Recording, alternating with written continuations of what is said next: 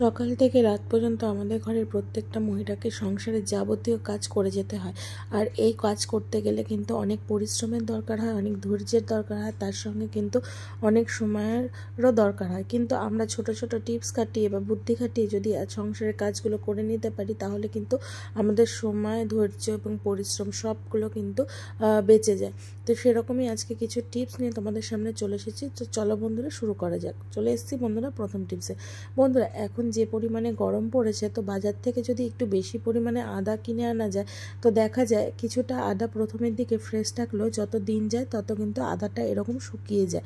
আর পরে যখন এই আদাটা আমরা কাটতে যাই, তখন কিন্তু এর ভেতরে কোনো রসই থাকে না, তখন কিন্তু এতটা আদা আমাদের নষ্টই হয়ে যায়।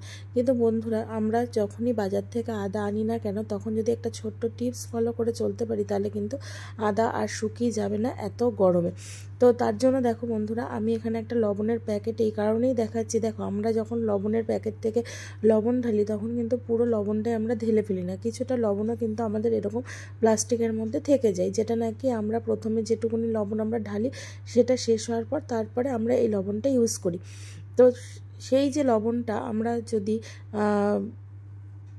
কিছু দিনের জন্যই, কেননা আমাদের একটা লবণ শেষ হতে কিন্তু অনেক দিন যায়, তো সেই লবণটাই কিন্তু কি করব, তখন একটা কন্টেনারের মধ্যে এরকম এই লবণটা আমি ঢেলে নিলাম। এরপরে বন্ধুরা কি করব, আর অবশ্যই মাথায় রাখতে হবে এই কন্টেনারটা এয়ারটাইট হওয়া যায়।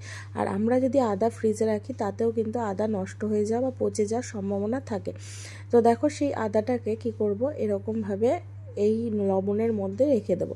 লবণের মধ্যে রাখার ফলে কিন্তু আদাটা আর শুকিয়ে যাবে না, একদম ফ্রেশ থাকবে। তোমরা নিশ্চিন্তে কিন্তু এটা অনেক দিন যাবত ইউজ করতে পারো, কোনো ফ্রিজে রাখারও দরকার পড়বে না এই আদাটা। তো তোমরা এই টিপসটা অবশ্যই ফলো করে চলো, দেখবে অনেক কাজে লাগবে। এইভাবে তোমরা এয়ারটাইট এরকম বক্সের মধ্যে রেখে দেবে। আশা করি টিপসটা তোমাদের কাজে লাগবে। কাজে লাগলে অবশ্যই একটা লাইক করে দিও। চলে যাচ্ছি বন্ধুরা পরবর্তী টিপসে। বন্ধুরা, আমরা প্রত্যেকের ঘরেই, যেহেতু গরম এখন প্রচণ্ড পড়েছে, তো আমরা কিন্তু এরকম গ্লুকন-ডি প্রত্যেকের ঘরেই কিন্তু এখন নিয়ে আসে। তো এই গ্লুকন-ডি যখন আমরা ইউজ করার পর কি হয়, আমাদের এরকম মুখটা কিন্তু এরকম খোলা রেখে দিতে হয়। আর অনেকে কি করি, আমরা এরকম মুখটাকে আমরা একটা গার্ডারের সাহায্যেও কিন্তু আটকে রাখি। কিন্তু যতই আমরা গার্ডারের সাহায্যে আটকে রাখি না কেন, আমাদের এই যে সাইডের যে ফাঁকা জায়গাটা আছে, সেই ফাঁকা জায়গা দিয়ে কিন্তু পোকামাকড়, এমনকি পিঁপড়ে, আরশোলা, বিভিন্ন জিনিস, কীটপতঙ্গ কিন্তু ঢুকে যাওয়ার সম্ভাবনা থাকে। তাতে কিন্তু আমাদের এই গ্লুকন-ডিটা নষ্ট তো হয়েই যায়, আর এতটা গ্লুকন-ডি কিন্তু আর খাওয়া যায় না। আর যদিও বা আমরা খেয়ে নিই, তখন কিন্তু আমাদের শরীরের ক্ষতিই হয়। তো এবার থেকে এই গ্লুকন-ডিটা এইভাবে গার্ডার দিয়ে রাখার পরেও একটা কাজ কিন্তু আমরা করে নেব। সেটা কি করব, চলো বন্ধুরা দেখে না যাক। আমাদের প্রত্যেকের ঘরে কিন্তু এরকম হোয়াইট ভিনিগার আমরা কিনে আনি, প্রত্যেকের মাছ কভারের সঙ্গে এই ভিনিগারগুলো আমরা কিনে আনি। তো সেই ভিনিগারটাকে একটা টিস্যু পেপার এখানে আমি নিয়েছি ছোট্ট করে কেটে। তো একটু যদি ভিনিগার এইভাবে টিস্যু পেপারের সাহায্যে যদি নিচের দিকে বা মুখের ওই বাইরের দিক থেকে যদি এভাবে লাগিয়ে দিতে পারি না, তাহলে কিন্তু কোনো পোকামাকড়, পিঁপড়ে, এমনকি কোনো কীটপতঙ্গ কিন্তু এর ধারে কাছেও ঘেঁষবে না। কেননা ভিনিগারের গন্ধ কোনো পিঁপড়ে বা কোনো পোকামাকড়, আরশোলা, এরা কিন্তু একদম সহ্য করতে পারে না। তো এই টিপসটা তোমরা অবশ্যই ফলো করে চলো, দেখবে অনেক কাজে আসবে। আর কাজে লাগলে অবশ্যই একটা বন্ধুরা তোমাদের বন্ধুবান্ধবের মধ্যে শেয়ার করে দিও, আর একটা লাইক করে দিও। তো চলো বন্ধুরা, চলে যাচ্ছি পরবর্তী টিপসে।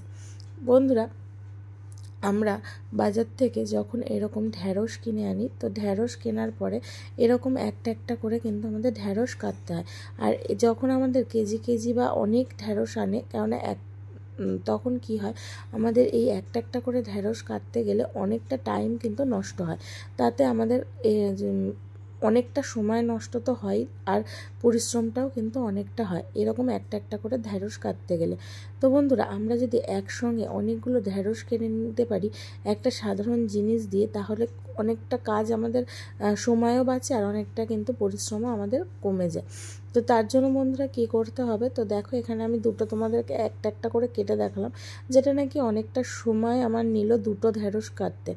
কিন্তু এরপরে বন্ধুরা কী করব, আমি দেখো একটা ছোট্ট জিনিস দিয়ে কি করব, এই ঢ্যাঁড়সগুলোকে একসঙ্গে কেটে দেখাবো। তো এখানে দেখো আমি প্রায় 4টে মতো ঢ্যাঁড়স আমি এখানে নিয়ে নিলাম। নিয়ে নেওয়ার পর কী করব, এবারে এই 4টেকে এক করে একটা গার্ডার দিয়ে এইভাবে আটকে দেব। তোমাদের প্রত্যেকের ঘরেই কিন্তু এরকম, মানে প্রত্যেকের ঘরেই এরকম গার্ডার থাকে। তো এইভাবে গার্ডারটাকে এইভাবে আটকে নেব। আটকে নিয়ে তারপরে যদি আমরা একসঙ্গে কাটি তাহলে কিন্তু আমাদের সময় অনেকটা বাঁচছে, আর আমরা কম সময়ের মধ্যে অনেকগুলো ঢ্যাঁড়স কিন্তু কেটে ফেলতে পারছি নিমেষের মধ্যে। এইভাবে আমরা কিন্তু কেজি কেজি ঢ্যাঁড়স কাটাও কিন্তু আমাদের হাটের একদম মুঠোতে চলে আসছে। তো দেখো এখানে যে টাইমে আমি 2টো ঢ্যাঁড়স কেটেছি, সেই টাইমের মধ্যে তার থেকে কম টাইমের মধ্যে কিন্তু আমি এখানে 4টে ঢ্যাঁড়স কেটে নিতে পারলাম। তো দেখতেই পাচ্ছ বন্ধুরা কতটা একটা গার্ডারের সাহায্যে কতটা ইজি হলো আমার এই সবজিটা কাটা। তো এইভাবে তোমরা যখনই বাজার থেকে ঢ্যাঁড়স আনবে না কেন, এইভাবে কিন্তু তোমরা কেটে দেখবে, অনেক তোমাদের কাজের সুবিধা হবে। চলে যাচ্ছি বন্ধুরা পরবর্তী টিপসে। বন্ধুরা আমরা যখন রান্না করি, তো রান্না করার সময় আমরা এরকম কন্টেনারগুলোতে সর্ষের তেল বা সাদা তেল কিন্তু রেখে থাকি, বা বিভিন্ন যে কৌটোকাঠিগুলো আছে সেগুলো আমাদের রান্নাঘরে থাকে। এবার যাদের ঘরে ধরো এক্সিস্ট ফ্যান নেই বা কোনো কিচেন চিমনি নেই, তো দীর্ঘদিন ধরে রান্না করতে করতে এরকম কিন্তু তেল কাশটি হয়ে যায়। তো এইগুলো যদি আমরা ভিম লিকুইড দিয়ে বা প্লেন জল দিয়ে বা সাবান দিয়ে ধুতে যাই, তাহলে কিন্তু সেই তেল কাশটিগুলো একদম যেতে চায় না। তো আমরা প্রত্যেকেই ভাত রান্না করি, ভাতের যে ফ্যানটা সেটা তো আমরা রান্না করার পর ফেলে দিই, এবার থেকে ফেলবো না, ফেলে দেওয়ার আগে একটা ছোট্ট কাজ করে নেব। তো দেখো ফ্যানটা আমি কিন্তু মানে ভাতের মাঠটা আমি গালিয়ে নিয়েছি। তারপরে এই যে ফ্যানটা কিন্তু একটু মোটামুটি গরম থাকা অবস্থাতেই তোমাদের কাজটা করতে হবে। তার মধ্যে দিয়ে দিয়েছি আমি কিছুটা পরিমাণ ভিম লিকুইড। এরপরে বন্ধুরা আমি কি করব, আমার যে তেলের যে কৌটোটা আছে সেটা কিন্তু কিছুক্ষণ এই ফ্যানটার মধ্যে রেখে দেবো। এত সুন্দর বন্ধুরা তেল কাশটি চলে যাবে, তোমাদের একদম লাইভ প্রুফ আমি তোমাদেরকে দেখাবো। আর আমি আমার রান্নাঘরের যাবতীয় যত কৌটো কাটা আছে আমি কিন্তু এইভাবেই পরিষ্কার করে থাকি, কেননা ফ্যান দিয়ে যদি তোমরা পরিষ্কার করে নাও না, তোমাদের দেখবে খুব কম সময়ের মধ্যে তোমাদের এই তেল কাশটিগুলো একদম চলে গেছে। এরপরে বন্ধুরা কিছুক্ষণ ভিজিয়ে রাখার পর এই ফ্যান দিয়েই আমি একটু সামান্য ভিম লিকুইড নিয়ে নিলাম। তোমরা না দিলেও কোনো অসুবিধা নেই, দিতেই হবে, তার কোনো বাধ্যবাধকতা নেই। তো তারপরে এই ফ্যানটা দিয়েই কিন্তু আমি ভালো করে এই কৌটোটা ঘষে নেব। খুব বেশি মানে রগড়ানোর কোনো দরকার নেই, হালকা হাতেই জাস্ট একটুখানি ঘষে নিতে হবে, তাহলেই দেখবে খুব সুন্দরভাবে আমাদের এই কৌটো যে তেল কাস্টে ভাবটা ছিল সেটা কিন্তু একদম উঠে গেছে। আমি মাঝখানে কোনো স্কিপ করিনি, তোমরা দেখেই বুঝতে পারছো। আমি কিন্তু একদম লাইভ তোমাদেরকে দেখানোর চেষ্টা করছি। তো এইভাবে আমি দেখো তেলের মুখটা এবং তেলের মানে তেলের যে কৌটোর যে গাটা এবং মুখটা, সেটা কিন্তু আমি সুন্দরভাবে এইভাবে পরিষ্কার করে নিচ্ছি। সো এরকম রান্নাঘরে তোমাদের যে সমস্ত জিনিসগুলো তেল কাস্টে হবে, ধরো অনেক দিন তোমরা পরিষ্কার করতে ভুলে গেছো, তো তেল কাস্টে হয়ে গেছে, তোমরা কিন্তু এরকম ভাতের ফ্যানের সাহায্যে কিন্তু এইভাবে তেল কাস্টিটা দূর করে নিতে পারবে। তো দেখো পরিষ্কার করে ধুয়ে আমি চলে এসেছি। এবার তোমাদেরকে আমি এই কৌটোটা মুছে দেখাবো। মুছালেই কিন্তু তোমরা বুঝতে পারবে এর গায়ে যে পরিমাণ তেল কাস্টি ছিল সেই তেল কাস্টিটা কিন্তু একদম উঠে গেছে। তো দেখো এর আগের সর্ষের তেলের যে কৌটোটা সেটা দেখেছো কতটা তেল কাস্টি ছিল, আর এইটা দেখো। তো একটা সামান্য ভাতের ফ্যান আমরা যদি ফেলে না দিয়ে, মানে ফেলে দেওয়ার আগে যদি ছোট্ট কাজটা করে নিতে পারি, তাহলে কিন্তু সংসারে অনেকটা মানে সময় বাঁচে, অনেকটা খরচও কিন্তু বেঁচে যায়, আর তার সঙ্গে জিনিসগুলোও কিন্তু একদম ঝকঝকে হয়ে যায়। আশা করি টিপসটা ভালো লেগেছে, কাজে লাগলে অবশ্যই একটা লাইক করে দিও। চলে যাচ্ছি বন্ধুরা পরবর্তী টিপসে। বন্ধুরা আমরা তো মানে বেশিরভাগ মহিলারাই এরকম বটি দিয়ে সবজি কাটতে ভালোবাসি, কিন্তু বটি দিয়ে দীর্ঘ সময় কাটতে কাটতে কী হয়, এই বটির গায়ে কষ, মানে যে সবজির যে কষগুলো আছে সেগুলো লেগে যায়, বা কখনো দেখা যায় আমরা ইঁচড় কেটেছি, সেই ইঁচড়ের যে আঠাগুলো যতই আমরা সর্ষের তেল ইউজ করি না কেন, এই আঠাগুলো কিন্তু এইভাবে লেগে থাকে। আর তার সঙ্গে সঙ্গে দীর্ঘদিন ধরে এইভাবে পড়ে থাকতে থাকতে কী হয় বলতো, এই কষগুলো জমে থাকতে থাকতে এই বটিটার গায়ে কিন্তু জং পড়তে শুরু করে। তো এই জং আর আঠাটা আমি কিভাবে ছাড়াবো সেটাই আজকে তোমাদের সঙ্গে শেয়ার করব। তো দেখো বন্ধুরা, এই বটিটা পরিষ্কার করার আগে প্রথমে একটু বটিটাকে গরম করে নিচ্ছি। গ্যাস জ্বালিয়ে একটু গরম করে নিলেই কি হবে, এই বটির গায়ে যে সমস্ত আঠালো পদার্থ আছে বা জং ধরো যেখানে যেখানে পড়েছে, সেগুলো কিন্তু খুব হালকা হয়ে যাবে আমাদের তুলতে। তো তো দেখো একটু গরম করে নিয়েছি, তারপরে একটা প্লেন কাঁটা চামচের সাহায্যে কি করব, দেখো যে আঠা আঠা জায়গাগুলো ছিল সেগুলো কিন্তু আমি এরকম ঘষে নিচ্ছি। আর যেখানে ধরো জং পড়েছে সেগুলোও কিন্তু একটু ঘষে নিচ্ছি। আর খুব ইজিভাবে দেখো আমার কিন্তু এগুলো উঠে যাচ্ছে। আঠাটা তো পুরো উঠেই গেছে, দেখতেই পাচ্ছ চামচের গায়ে পুরো লেগে আছে কতটা পরিমাণ আঠা আমার এই বটির মধ্যে ছিল। আর যে কষগুলো ছিল, মানে ধরো সবজির যে কষগুলো বটির মধ্যে লেগেছিল বা জংগুলো লেগেছিল সেগুলোও কিন্তু আস্তে আস্তে উঠে যাচ্ছে। চামচের গায়ে তোমরা দেখতেই পারছো কিভাবে আমার এই বটিটা ময়লা হয়েছে। তো এইভাবে তোমরা যদি সপ্তাহে একদিন বটিটাকে পরিষ্কার করে নিতে পারো, তাতে কিন্তু তোমাদের বটি অনেক দিন ভালোও থাকবে আর ধারও থাকবে, তার সঙ্গে বটিতে কিন্তু একদম রাস্ট পড়বে না। তো তারপরে দেখো এখানে আমি দুপাশে এরকম মানে কলগেট লাগিয়ে নিচ্ছি, যে কোনো কলগেট দিলেই হলো।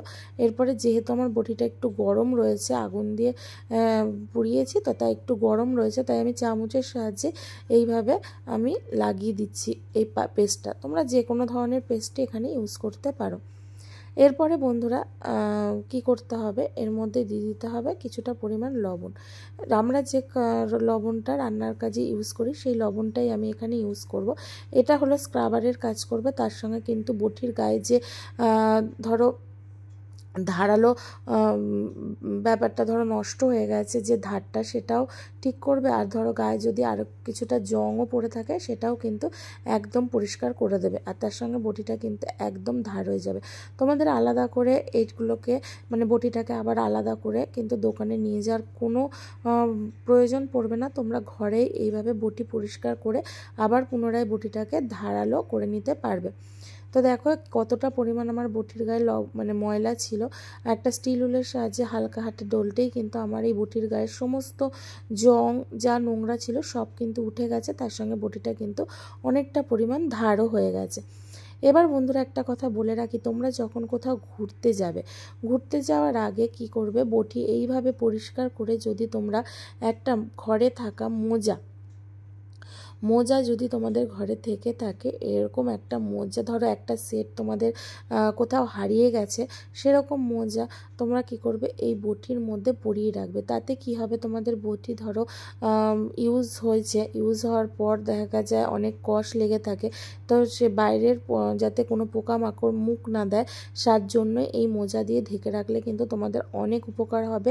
তাতে কিন্তু তোমাদের বটিতে কোনো জংও পড়বে না, আর বটির ধারও কিন্তু একদম নষ্ট হবে না, আর কোনো পোকামাকড় মুখই দেবে না। আর উপরন্তু তোমাদের বাড়িতে এসে আবার নতুন করে বটিটাকে পরিষ্কার করার কোনো প্রয়োজন পড়বে না। আর যদি কোথাও যাওয়ার আগে বটিটাকে এইভাবে ধুয়ে তারপরে এরকম মোজাটাকে এইভাবে সুন্দর করে ঢেকে রেখে যেতে পারো, তাহলে কিন্তু তোমাদের সময় পরিশ্রম সব বাঁচবে। আশা করি বন্ধুরা আজকের টিপসগুলো তোমাদের অনেক কাজে লাগলে আর ভালো লাগলে অবশ্যই একটা লাইক করে দিও, কমেন্ট করে জানিও যে কে কোথা থেকে আমার এই ভিডিওটা দেখছো। আর একটু ভালো লাগলে তোমাদের বন্ধুবান্ধব আত্মীয় পরিজনের মধ্যে ভিডিওটা শেয়ার করে দিতে ভুলো না। আর একটু ভালো লাগলে চ্যানেলটাকে সাবস্ক্রাইব করে দিও। চলো বন্ধুরা আজকের মতো টাটা, দেখা হচ্ছে নেক্সট ভিডিও।